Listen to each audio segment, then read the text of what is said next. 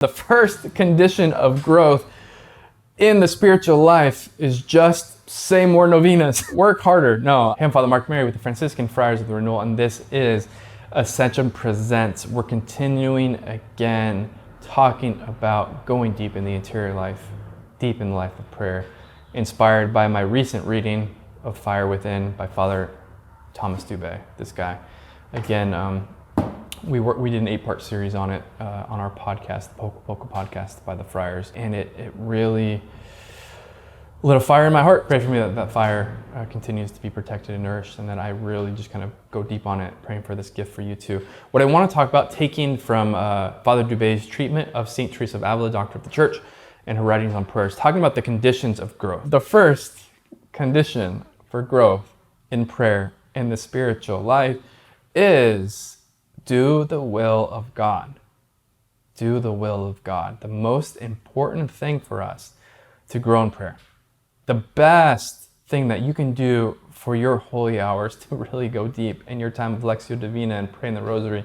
The best thing that you can do to really set you up for success in these times of intentional prayer are to do the will of God all day, every day. This is one of the most important takeaways from St. Teresa of Ávila, and it's just the gospel.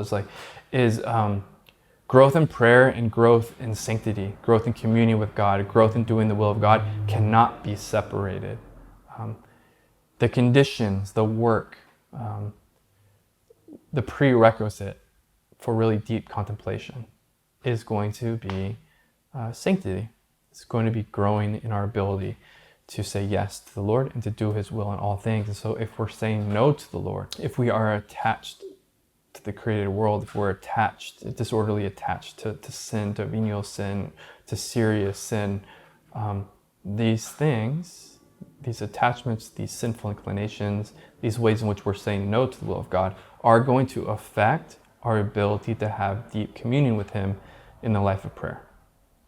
It's not just more stillness, it's not just more deeper breathing, it's not just more emptying of ourselves, it's more of the will of God. Talking about contemplation, says contemplation cannot be had unless one is serious about living the gospel generously. The king doesn't give himself, the king, how should you refer to the Lord? The king doesn't give himself, but to those who give themselves entirely to Him. So the less of us, the more of Him, right?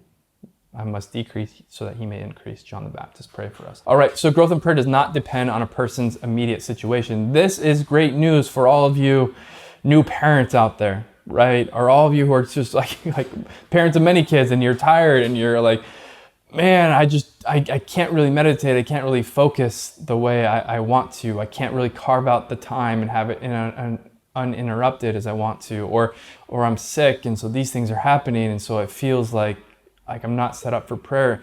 And what St. Teresa is saying is like, hey, if you're doing the will of God, like God can break through and to give Himself to you no matter what else is going on. The good news is that it's not all about us. It's about us doing the Lord's will, yeah. And it's about us asking for the grace to do His will, yeah. But it's not about us sort of curating a perfectly comfortable, distraction-free life in many ways, right? Which is not a possibility for the busy mom and dad. But that if we're dying to ourselves, if we're totally given to Him in any time and situation, He can give Himself up to us. If you're young, if you're old, if you're a college student, if you're an athlete, if you're retired, if you're in the nursing home, if you're a doctor, if you're whatever, like if we're doing the Lord's will, growing in holiness, we can also grow in prayer. All right, if we really want to go for it, right? If we really want to go for it, like we can't, this is number 3, you can't just reduce the spiritual life to doing the bare minimum. The more generous we are with the Lord, the more we are predisposed to receive Him, and the more generously He will be able to give Himself to us. And as I said last week, this is a love story, and God is, the Lord is our beloved, and He wants to espouse us to Himself. And sometimes we treat Him just as the rule maker, and we can reduce our interior life and our spiritual life to doing the bare minimum and just trying to stay out of mortal sin and just trying to sneak our way into purgatory. There's something inconsistent with an authentic understanding of who we are and who God is. If we sow sparingly, we will reap sparingly. But if we sow generously, we will reap generously, as the scriptures tell us. So this is just all St. Teresa is saying. Number 4, there's going to be purification. Some of this is going to be like intentional purification, like a little bit of fasting, a little bit of this or that, but also just the things that are happening in life, like the busy mom and who's not sleeping well, or the dad who's kind of stressed out and like really has to trust the Lord when finances don't feel that good. Like all of these things are purifying, and for us to really grow in sanctity, to grow in contemplation, infused contemplation, mystical prayer, radical holiness, communion with the Lord, purification is going to happen. So we just want to accept that and ask for the Lord's grace to do so. This is not the best one, the most fun one. Retrogression is possible. It's possible to go backwards. So like, you know, as we're going in prayer, like we got to keep going. We got to keep giving. And once we've given the Lord like our yes and given him everything, like we don't want to start saying no, because as we close those doors, right, we will distance ourselves from him, and it's possible to go backwards. So we want to have a certain sobriety about the spiritual life. Again, there is a correlation between virtue and prayer. Like growing in sanctity, growing in virtue is going to sort of benefit us in growing in prayer. Growing in prayer is going to help us in growing in virtue. And last is this, it's like you got to be determined. You need determination. One of the conditions of growth is you need to be determined. Like Jesus, who set his face as flint, like these great saints, hey, I am beginning this journey. I'm going to follow the Lord. I'm going to give him everything.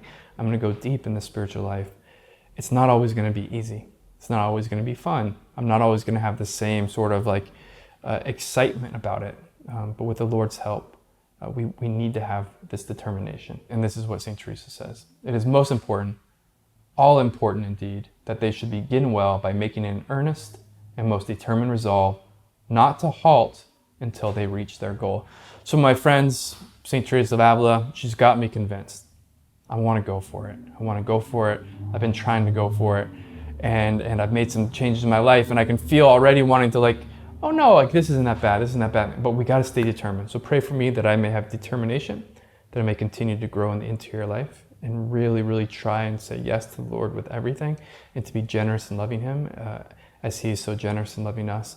And my friends, like, let's do it again. Like, let's go for it. Let's be the saints the Lord needs. Let's go deep in prayer, and let's grow in virtue. Let's be determined. Let's stay faithful. Let's do his will. And let's ask for help from all the saints, especially Our Lady, St. Teresa of Ávila, St. John the Cross. Thanks for being with me on this journey. Remember, we are pilgrims on the earth. Somos peregrinos, poco a poco, little by little. Vamos a llegar. We're going to make it. God bless y'all.